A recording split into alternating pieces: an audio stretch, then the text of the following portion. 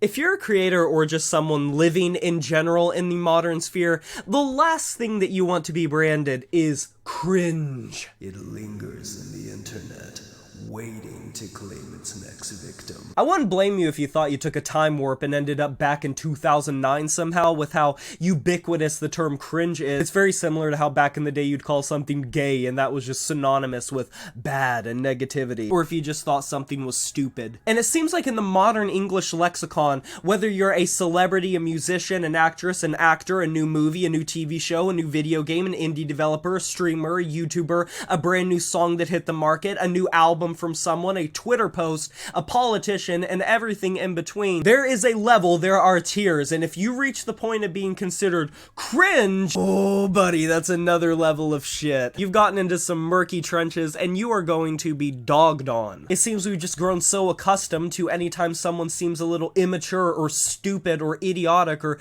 does something that can be a little corny or phoned in, automatically it gets the stamp of cringe. And what's not unfamiliar to this is music. And so it got me thinking about the contemporary artists and even older artists that sort of get this label attached to them of being cringy and what exactly that means, because no two people are going to have the same definition of what cringe is. Kind of by definition, anytime cringe is thrown around, it's because you personally see something as corny. Now, is that to say there can't be some sort of universal consensus or as close to it as you can get of people agreeing that something is corny or phoned in? Absolutely not. That happens with a ton of stuff. From a metal perspective, and obviously just music as a whole, but most of the time, from a metal perspective, a lot of metalheads take it pretty seriously. Now, there is sort of that counterbalance of people who are just goofy and having fun and just taking the piss out of it, which is how it should be a lot of times, just people willing to make fun of the things that they listen to. I do it all the time. I partake in that. It's a great pastime for me, but there's a lot of people that take it pretty seriously.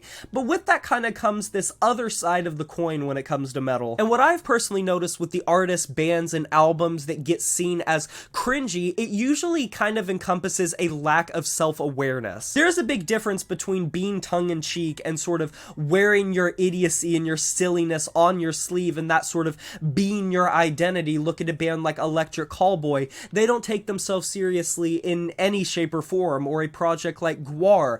There are just certain projects that are synonymous with being silly, and you know stepping into their material that you're just there to have a good time. Another example would be like Infant Annihilator or Bro Job. Just mindless entertainment and fun. But the cringe kind of starts when you have a project that tries to feel very self-important or rides on the fringe so heavily of trying to put out a message or a narrative that it lacks any sort of self-awareness and misses the mark on being funny or on being ironic. So it's just stripped of all the stuff that would make it funny otherwise coming from the other bands that are self-aware. And I'd like to think that people are pretty smart. When your influences bleed into your music and when you're really serious and genuine about what you're doing, I truly do think people understand that and pick up on that cue. So when you're just clearly trying to pander for a specific reaction and get that bait without any sort of flavor or spice to what you're doing, it can become overwhelmingly obvious what you're trying to do. A big example of this is TX2, who I've criticized a lot on this channel. I know a lot of people get a lot out of his music, and I'm not taking anything from that, but the way that he profits and merchandises the act of alt stuff and emo stuff and plays off of the goth mommy aesthetic and being like the, 5'4" man who slit his wrists and just profiting off of an aesthetic that feels very cheesy and corny and phoned in and playing to the lowest common denominator for a specific niche while simultaneously portraying yourself as a figurehead of a new movement and not using your platform to really do anything fresh or exciting and just kind of making stereotypes and pushing cliches so people have more ammunition to act against the communities that you're in. Or someone like Ronnie Radke, who is completely different from TX2, and the reason why a lot of people don't like him, he kind of brings it on himself with his lack of self-awareness, with his self-righteousness, with his narrative pushing of how the industry is against him and everyone hates him, despite people being against him for the dumb shit that he says and does, and his toxic opinions, and his toxicity towards anyone who criticizes him in the slightest way. gay. And so both of these artists, even though they are diametrically opposed, get the label cringe attached so much to them for two completely different reasons. So cringe as sort of an objectification and a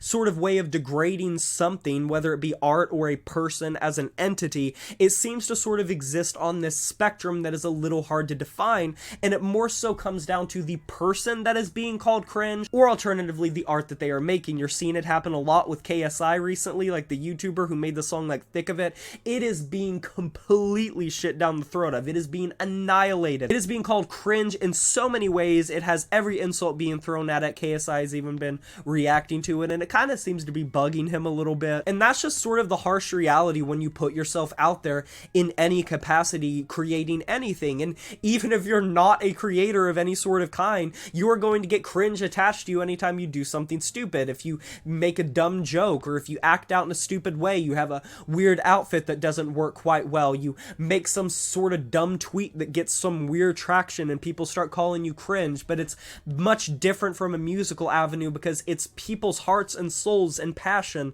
being put into something, and so it automatically becomes something different. It takes on a whole nother meaning because you're calling into question the artists themselves most of the time. And like a project like Electric Callboy, I think that there's something to be said about the self-awareness of being silly and being intentionally corny and cringy versus acting so self-righteous and on a high horse, but you actually are making music that is just so dime a dozen. You see it in the hip-hop world a lot with people like Tom McDonald or NF, which I like a lot of NF's music actually, but I can honestly say that a lot of the self-righteousness of the music just feels like it is so overly trying to be important when it couldn't be saying anything less important. And that's not to say people can't resonate and relate to the stuff, but it is kind of cringy in the way that it's put out there. Cringe is unfortunately just one of those terms that, much like a lot of other slang terms and things that become synonymous with just being negative, it kind of loses its meaning after a while. It doesn't have a clear-cut definition. People can't really say what is cringe, what is not, because no two people are going to agree that the same thing is cringe. And for all the people that say that Ronnie Radke or TX2 are cringe, you go under any comment section and there are hundreds of people saying the exact opposite and saying that it couldn't be any further from cringe. So what does it even mean? Are we all just desensitized, and have we gotten to the point to where, similar to how calling things gay back in like the late 2000s was negative and bad and it was just meaning something is stupid and you didn't like it? I feel like that's kind of how cringe is. It's lost all of its meaning. It's been sapped of everything, and whenever someone says it, I just roll my eyes because what does it even mean to be called cringe? But I want to know your guys' opinions of this. What do you think makes music cringy? What makes an album or an artist cringy? You can let me know down in the comment section below. I can't wait to hear your opinions on this topic. Agree or disagree, there is no wrong answer. Be sure to like this video if you enjoyed it, subscribe to join the review family today, and smash that notification bell to be notified of my future uploads. You know who it is, my name is Jay Morris, and I'm signing off saying farewell.